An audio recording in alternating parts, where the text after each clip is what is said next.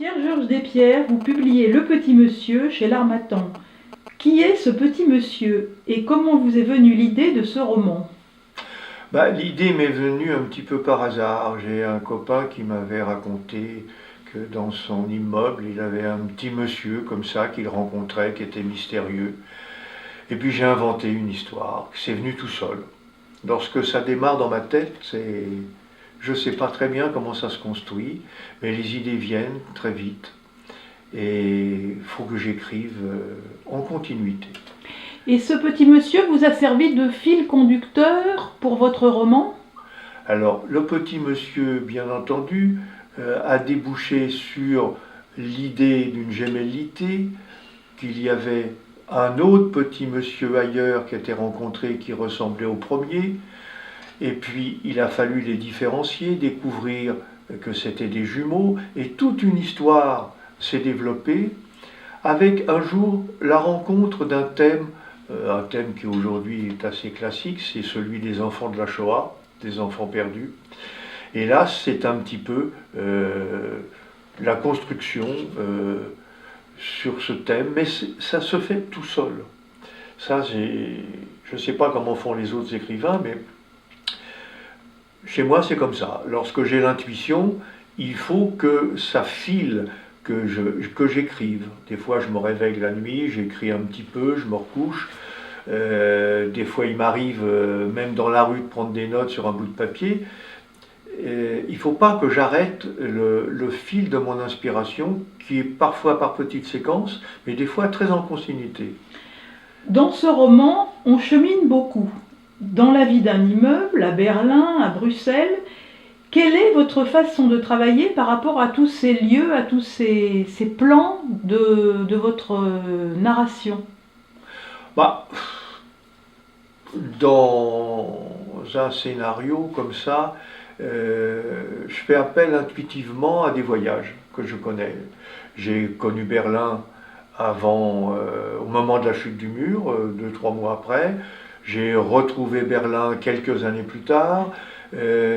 Enfin, tout ça sont des souvenirs qui s'associent et dont je prélève des éléments pour l'histoire de mon scénario. Ça se fait tout seul.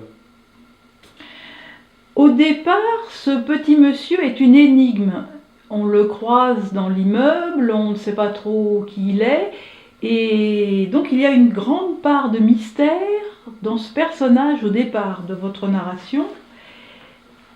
Quel est le fil conducteur qui tient lieu de déroulement à votre ouvrage? On a l'impression qu'on se dirige vers la découverte d'un mystère. Qu'est-ce que vous pouvez dire de cette part de mystère que vous avez l'air d'aimer, puisque dans votre précédent ouvrage, La Feuille, il y a aussi on a l'impression qu'il y a une part de mystère qui vous intéresse. Le mystère vous intéresse.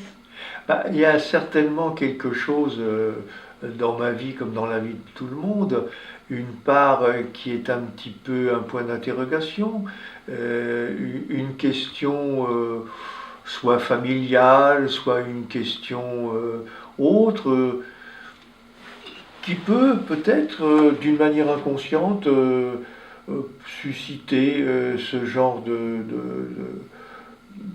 d'orientation. J'ai écrit par ailleurs un autre bouquin qui n'est pas encore sorti, qui est un polar.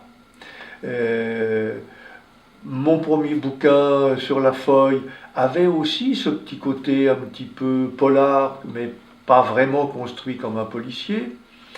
Et là aussi, on retrouve, c'est l'enquête. Au fond, c'est le thème de l'enquête des journalistes d'investigation. Bon, j'en ai beaucoup parlé chez moi de cette histoire d'un petit monsieur mystérieux, et puis ça germe, les idées viennent, et puis ça se construit à l'intérieur de la partie écrivain, du petit bonhomme qui écrit, et je ne sais pas comment dire exactement comment ça fonctionne. Ça marche tout seul, et puis après on cherche, c'est comme l'histoire de la recherche que j'ai faite sur les études sur les jumeaux en médecine. Bien sûr, là, ça a été une recherche un peu scientifique, mais selon les besoins, c'est comme une enquête. Au fond, je crois que le scénario se développe parallèlement à une enquête que l'écrivain fait. On a l'impression à vous lire que vous avez une espèce de regard ethnologique sur le quotidien de votre vie, de ce qui vous entoure. Est-ce que vous avez une attraction particulière sur les gens qui vous entourent dans votre immédiateté de tous les jours?